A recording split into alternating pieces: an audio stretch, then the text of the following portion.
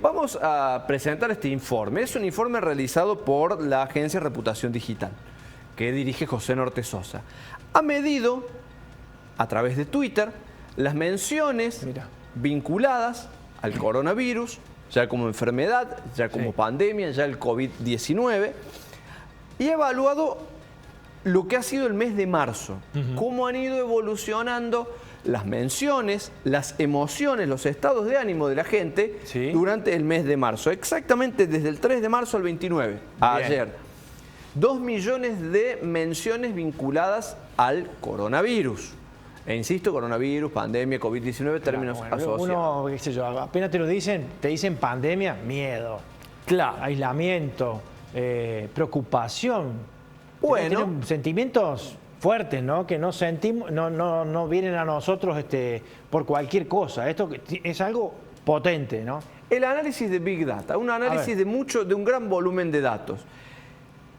Hay, por supuesto, el estudio es más extenso y muestra las reacciones ante los determinados momentos, las restricciones, la cuarentena, pero vamos a esto puntualmente. ¿Qué pasó? A ver. Las emociones de los usuarios. ¿Cómo evolucionan las emociones de los usuarios frente a la situación? Con distintas instancias. El brote, la declaración de la pandemia, las primeras medidas de aislamiento, la primera y la prórroga. Bien, arrancamos por el brote. Lo primero que sucedió fue el brote. Y el enojo. Lo que predomina allí es la emoción expresada de color rojo. El enojo. Gente enojada. Vinculado a de enojo. El reclamo de medidas. ¿Cómo puede ser? ¿Cómo nos puede pasar esto a nosotros? ¿Y ahora qué voy a hacer? Bueno. ¿Qué vamos a hacer? Y pedir, puntualmente nos comenta José Norte Sosa, es una emoción impulsada por el temor a lo desconocido y la preocupación de lo que podría implicar.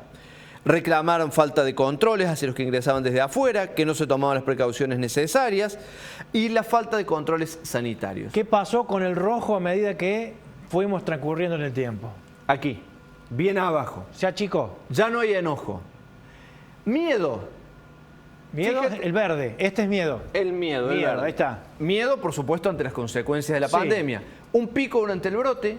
Y fíjate cómo ha ido decayendo. Ahora con la prórroga parece haber menor miedo, pero va de la mano con la esperanza, que es el color verde que vemos aquí. Fíjate que casi no aparece durante este periodo. Y aquí ya notamos... Empieza a surgir. Que está casi al mismo nivel que el miedo. Inclusive, nos dice José Norte Sosa, en determinados momentos es más esperanza que miedo. Y esto tiene que ver sobre todo también con el manejo de la información. Perfecto. Gratitud de aquel enojo y el reclamo. El amarillo gratitud. Claro. Hasta ahí, nada. De aquel enojo por la falta de medidas. Y con el tiempo. A cierta gratitud. Reconocimiento a las medidas que toma el gobierno nacional, junto con los gobiernos provinciales, un régimen federal. Y la tristeza que permanece, pero que no es el sentimiento predominante. Esto inclusive lo podemos ir desagregando, porque lo podemos ver en otras placas, más claramente.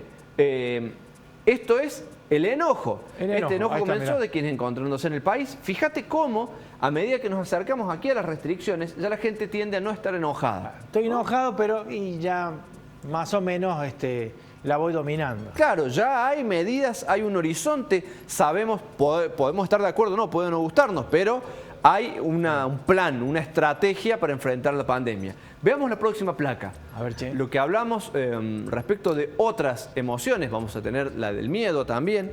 Esto es la gratitud.